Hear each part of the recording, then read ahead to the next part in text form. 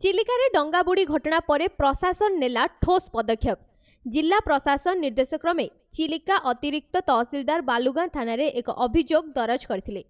अभियोग क्रमे पुलिस 4 जन को आज गिरफ्त करछि।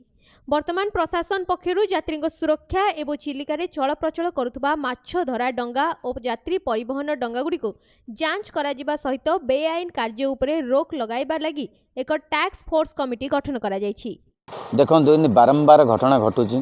घटना घटिया पर प्रशासन तत्परता उठुची, जोटा कि प्रशासन शेष समय दोषारोप दौची पर्यटक एवं डंगावाला मान।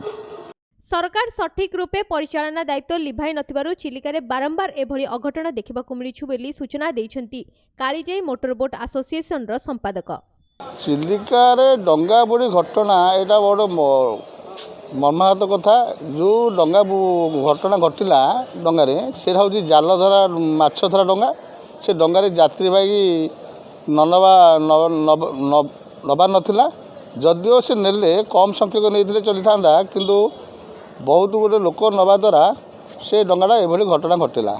मत्स्य विभाग, पुलिस, जल परिवहन विभाग, सीडीए, चिलिका तहसिल, खोर्धा एआरसीएस टास्क फोर्स रो मिलित कमिटी डंगा गुड़िकर लाइसेंस जांच करुछंती।